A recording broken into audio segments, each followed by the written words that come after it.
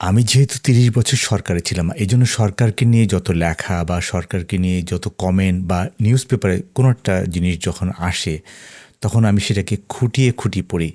তবে একটা জিনিস আমি বুঝতে পারি যে, আমরা সবসময় কিন্তু সরকারকে নিয়ে আমরা রাগারাগি করি।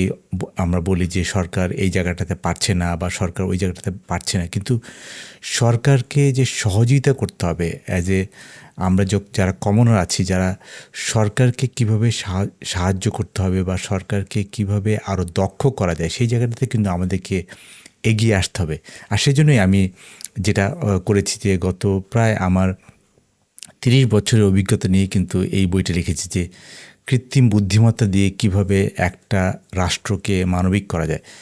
কৃত্রিম বুদ্ধিমত্তা হচ্ছে একটা কাইন্ড অফ টুল, যে কৃত্রিম বুদ্ধিমত্তার টুলটা নিয়ে আমরা আসলে বলতে পারি যে এখানে সরকারের দক্ষতা করা যায় বা দক্ষতা দেওয়া যায়। কিন্তু তার আগে আমি যে জিনিসটা সবসময় বলি যে আমরা যদি কৃত্রিম বুদ্ধিমত্তা ব্যবহার নাও করি, তাও কিন্তু সরকারের, আমি মনে করি যে প্রায় 60% দক্ষতা কিন্তু কৃত্রিম বুদ্ধিমত্তা ছাড়াই কিন্তু সরকারে দক্ষতা আনা সম্ভব। আর সেজন্যই আমরা আসলে অনেক কিছু নিয়ে আলাপ করি। তবে এই বইটা হচ্ছে গিয়ে সেই বই যেটাকে আসলে সরকার কিভাবে এআই দিয়ে চলে বা সরকারকে কিভাবে অটোমেট করা যায়, সরকারকে কিভাবে আসলেই সরকার কিভাবে পাল্টে যেতে পারে, সেই হচ্ছে কল্যাণী বইটা, যেটা হচ্ছে গিয়ে কল্যাণী হচ্ছে গিয়ে একটা এআই। কল্যাণী হচ্ছে একটা এআই সিস্টেম যে একটা সরকারের প্রতিটা জিনিসের মধ্যে সে ঢুকে গেছে এবং সে সরকারকে আসলে সাহায্য করছে যে কিভাবে বাংলাদেশকে আসলে নেক্সট একটা কাইন্ড অফ লাইক ফিউচারিস্টিক একটা কান্ট্রি, যেটা আসলে উন্নত দেশের মতো আমরা দেখতে পারি। তবে এটা ঠিক যে আমরা এই সরকারের কাজে আমি কৃত্রিম বুদ্ধিমত্তা লাগানোর আগে যে জিনিসটা সবসময় আমি ব্যবহার করি সেটা হচ্ছে গিয়ে ওয়ার্কফ্লো অটোমেশন। এই ওয়ার্কফ্লো অটোমেশনটা কিন্তু আমাদের প্রাইভেট সেক্টরে কিন্তু খুবই কমন।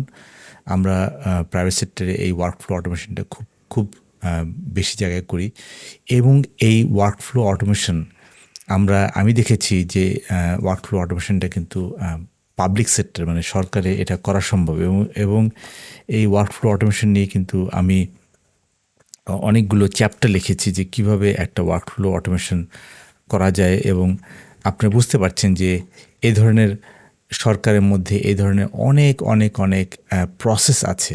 আমরা যেটাকে বলি যে এই ধরনের সরকারের অনেক প্রসেস আছে, যেই প্রসেসগুলোকে আমরা আইডেন্টিফাই করে সলভ করতে পারি। ধরা যাক আমার যদি পাসপোর্ট লাগে, আমার একটা পাসপোর্ট লাগানোর জন্য আমি নিতে চাই, আমার একটা এনআইডি নিতে চাই, অথবা আমি একটা কাইন্ড অফ লাইক গভর্নমেন্ট একটা পারচেজ অ্যাপ্রুভাল করতে চায়, অথবা গভর্নমেন্ট একটা কাইন্ড অফ লাইক একটা ইউনো একটা কাজ করতে চান যার মাধ্যমে একজন পর্চা পান বা একটা, ধরা যাক আমার একটা জমির খাজনা দিতে চাই বা আমার জমির একটা সার্ভিস নিতে চাই। সব কিছুর যে ম্যানুয়াল প্রসেস আছে, সেই ম্যানুয়াল প্রসেসটাকে ওয়ার্কফ্লো অটোমেশন দিয়ে করা খুবই খুবই খুবই সম্ভব। এবং সেখানে কিন্তু এক নম্বর হচ্ছে গিয়ে সময় কম লাগবে, যেখানে আমার একটা কাজ করতে হয়তোবা আমার 60 ডেজ লাগছে, 60 ডেজের জায়গায় সেটা আসলে পুরো কাজটা আমাকে করতে হয়তোবা আমার লাগতে পারে 5 দিন। And it is possible because we are working in a data field, এবং ডেটাতে আসলে আমরা কীভাবে এই জিনিসগুলো নিয়ে কাজ করি সেটা আসলে সেই ধরনের বেশ কিছু জিনিস আমি আসলে এখানে বলেছি। যে আসলে এই বইটাতে সবচেয়ে মজার ব্যাপার হচ্ছে যে এই বইটা যদিও মনে হচ্ছে সায়েন্টিফিক টাইপ, বাট এটার ভেতরে যত প্রযুক্তির কথা বলা আছে সব প্রযুক্তি এখন পৃথিবীতে বর্তমান। ইয়েস, সব প্রযুক্তি এখন পৃথিবীতে বর্তমান, এটাকে শুধুমাত্র ব্যবহার করতে পারতে হবে। সো আমি আসলে চলে আসি আমার ওয়ার্কফ্লো অটোমেশনে। The first thing we have to do is like, আমার যে কাজটা করতে চাই সেটার পুরো প্রসেসটাকে স্টেপ বাই স্টেপ আমাকে আগে ডিফাইন করতে হবে যে আসলে আমরা জিনিসটা কী করবো। এবং তার আগে আমরা যেটা করতে পারি সেটা হচ্ছে গিয়ে আমার যে কাজটা করবো সেটাকে আসলে আমাকে আইডেন্টিফাই করতে হবে যে কাজটা আমি কোন কাজটা করতে চাই এবং সেটাকে ডিফাইন করতে হবে। তারপর হচ্ছে কি আমাকে প্রতিটা স্টেপ, আমাকে যদি একটা কাজ করতে যদি 22টা স্টেপ হয়, আমি দেখব যে 22টা স্টেপটা আসলে কীভাবে কাজ করে এবং সেখানে অ্যাক্টর কারা, মানে অ্যাক্টর মানে বলতে চাচ্ছি যে এই জিনিসটার মধ্যে কারা কারা, কোন কোন মানুষ, কোন কোন সিস্টেম, কোন কোন টুল ইনভলভ। তার হচ্ছে কি অল আর অ্যাক্টর, আমাকে মানুষের অ্যাক্টর হবে, সিস্টেম এখানে অ্যাক্টর হতে পারে, টুল অ্যাক্টর হতে পারে, যেখানে আমাকে বুঝতে হবে যে এই স্টেপগুলোর মধ্যে কোথায় কোথায় কে আছে।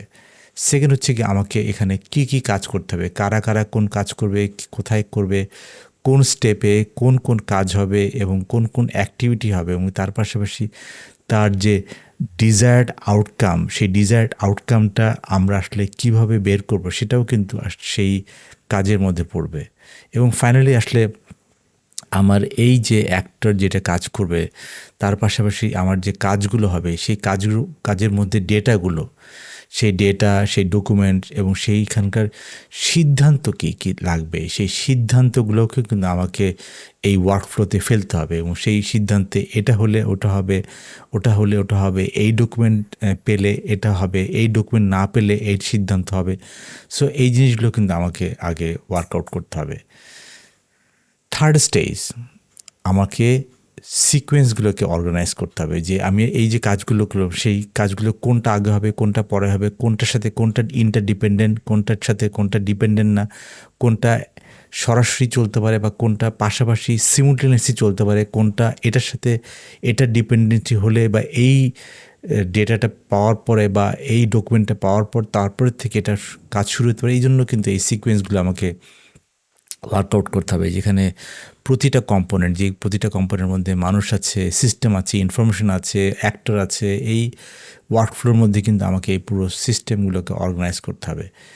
এবং 4 নম্বর স্টেপ হচ্ছে গিয়ে আমাকে প্রতিটা হ্যান্ড অফকে রিভিউ করতে হবে, যে ধরা যাক এই সিস্টেম থেকে এই সিস্টেমে যাবে বা এই সিস্টেম থেকে এর কাছে আসবে, ধরা যাক ডেপুটি ডাইরেক্টর থেকে ডাইরেক্টরের কাছে যাবে বা সচিব থেকে উপসচিবের কাছে যাবে, বা যেইখানে যেই ধরনের সিস্টেমগুলো আছে সেইখানে সেই হ্যান্ড অফগুলো আমাকে রিভিউ করা জরুরি। বিকজ এখানে কিছু কিছু জায়গায় ম্যানুয়াল ইন্টারভেনশন লাগবে, কিছু কিছু জায়গায় অটোমেশন হবে এবং সেই জায়গাটাতে আমাদের ওয়ার্কআউট করতে হবে। এবং এই হ্যান্ড অফগুলো জায়গায় দেখেছি, আমার 30 বছর অভিজ্ঞতা আমি দেখেছি, এবং এই বইয়ে আমি আসলে দেখিয়েছি যে অ্যাকচুয়ালি এই হ্যান্ড অফগুলোই কিন্তু সবচেয়ে বড় ক্রিটিক্যাল ডিফিকাল্টি। যে আমি এখানে এইটুকু করে ছেড়ে দিলাম, আরেকজন এইটুকু থেকে যে উনি কাজটা করবেন, উনি যদি মনে করে যে না আমার কাজে এই কাজটা হয়নি বা উনি এটা করেননি, এই তখনই কিন্তু ঝামেলাগুলো শুরু হয়। তো এই জন্যই কিন্তু এই